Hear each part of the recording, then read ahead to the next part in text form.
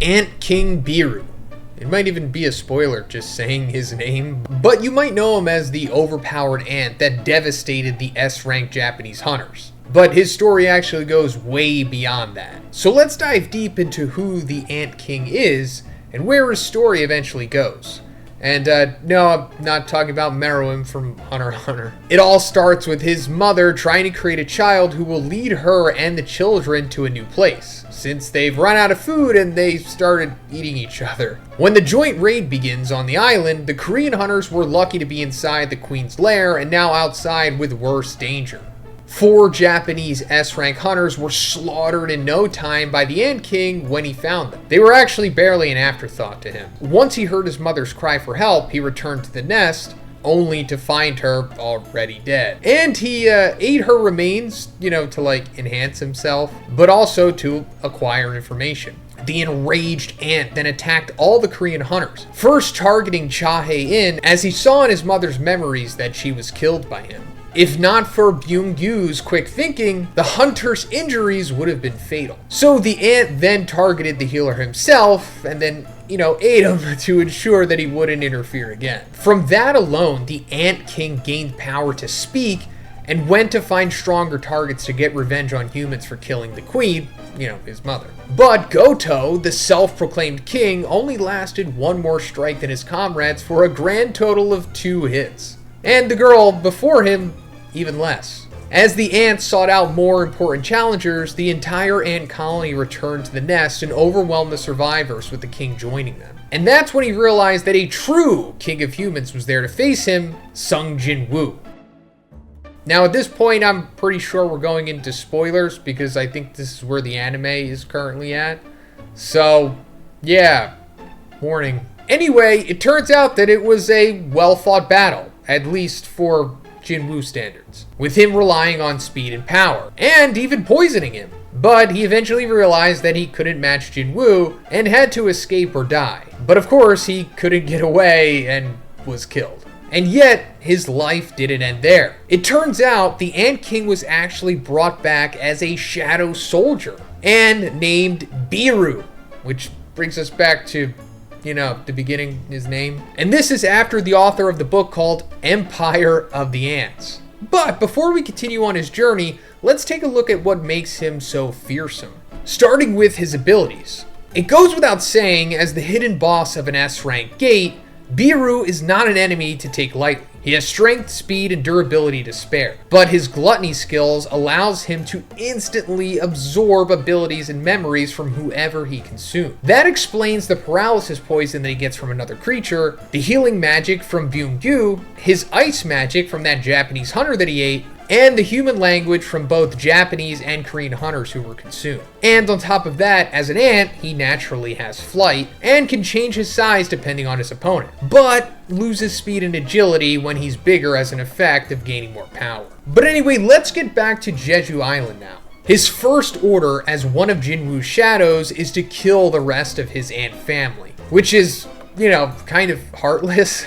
But Beru wouldn't ignore a command from his new master that he could never best in a fight. And as a shadow, he can regenerate endlessly as long as Jin-woo has the stamina for it. But he can also control lesser shadows and give them more power for a short time, with their mental state being affected by it. Going forward into the Ajin Guild arc, with the raid on Jeju over, Beru's asked to help test Cha when she wants to join Jin-woo's newly opened guild. But he's ordered not to hurt her, no matter what. Except his bloodlust takes over and Jin-woo has to stop him before he lands a deadly hit. So he still has a lot of work on when it comes to, other humans. Thankfully, he's able to control himself when he needs to replace Jin-woo in a dungeon with the Knights Guild. That's the one with only A-rank hunters. And he easily takes down the monsters there, and keeps the humans from having to do too much of anything, while Jin-woo helps save his sister at a dungeon break. And then, Beru finishes the dungeon boss with one blow, while the Knight Guild members are too scared of him to get involved. He's really taking after his master, clearly.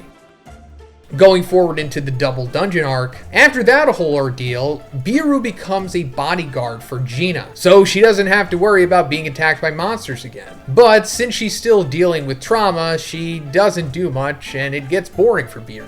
And that's how his addiction to Korean historical dramas starts, even changing the way that he speaks. And when Jinwoo finds out, he tells him to cut down on that hobby. Later on in the Japan Crisis arc, a major incident happens in Japan, where giants destroy most of Tokyo and even kill an S-rank hunter's extremely durable barrier. Once Jinwoo arrives, he brings Beru out to help get rid of the monsters terrorizing everyone. And he has the ant help kill the giant blocking the entrance to the gate by destroying him from the inside out. Going into the international conference arc, during the conference with the other countries, Beru is on standby. That is until Jinho gets kidnapped and tortured by Hwang Dong-soo to find out what happened to his older brother, which leads to Beru being brought to the warehouse where it happened to try and heal him, while Jinwoo cleans up the people. Then, in the Monarch's War, during the hardest fight of Jinwoo's life, Beru's summoned as a backup to face 3 monarchs: Plagues, Frost, and Beast. Once he sees what they've done to Jinwoo,